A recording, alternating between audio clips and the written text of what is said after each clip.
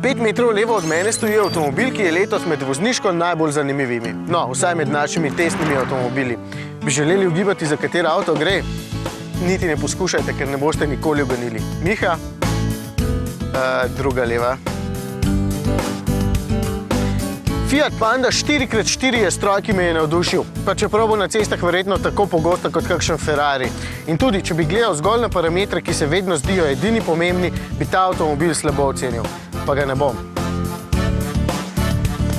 Bolj plastične notranjosti že dolgo nisem videl. Vse je trdo, trdno, robustno, da bi si lahko celo nabrusil nohte, kar pomeni posledično, da v vseh teh predalčkih med vožnjo predmeti potujejo levo in desno.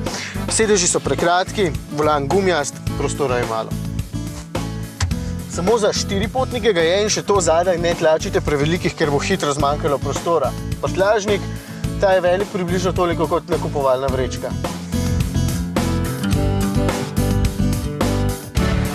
Potem je tu še 4-kolesni pogon in zato se sprašujem, komu je takšna Panda sploh namenjena.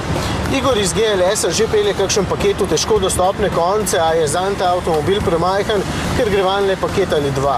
Petra iz Ljubljane bi s Pando lahkotno švigala po mestnih nakupih, s pravo lahkoto, ker je obračalni krog še manjši kot pri Volkswagenu Up, ampak ne potrebuje 4-kolesnega pogona, niti ne Pande za 15 tisočakov. Potem je tu še lovec Janez, ki bi pa sem notri spravil kvečjemu zajca.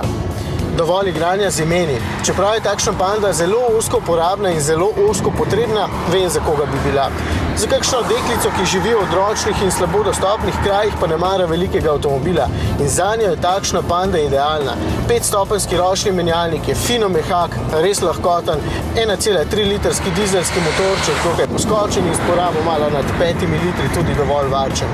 Dokler se ne zapeljete na avtocesto, tam porabi liter ali pa 2 več in tudi več kot 110 km/h se prav dolgo ne boste peljali, ker je čisto preglasno.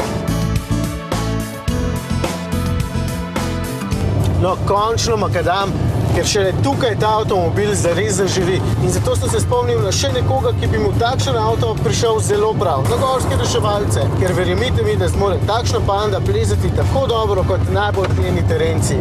Je pa od njih še mnogo ožja in zato bistveno bolj okretna za kakšne takšne kozje potke. Idealna. Obene pa ima tudi dovolj prostora za prvo pomoč. In še tole elektronsko sredinsko zaporo ima, da se potem pogon iz sprednjega ne prenaša na vsa kolesa po potrebi, ampak je stalno 4-kolesni. In takrat je ne ustavi praktično nič. No, razen ovire, ki so višje od 16 cm in pol, kolikor je od tal oddaljen trebuh takšne Pande. In to je iz terenskega vidika dejansko največja ovira.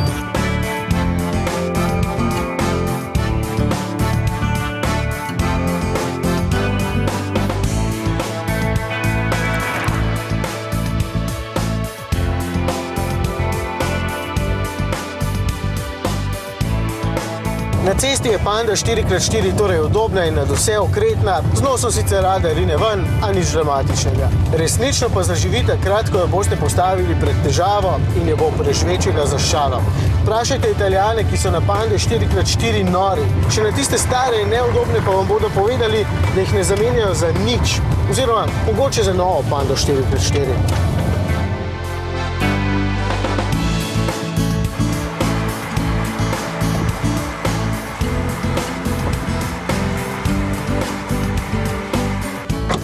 Toliko karakterja danes ne premore praktično noben avtomobil in zato je kljub visoki ceni in kljub plastični notranjosti tole eden najbolj cool avtomobilov letošnjega leta. In dejansko pravi posebnež, ker tako majhnih, kompaktnih malčkov, ki bi znali vihrati med mestnimi ulicami ali pa se preganjati po tankovskem poligonu, enostavno ni.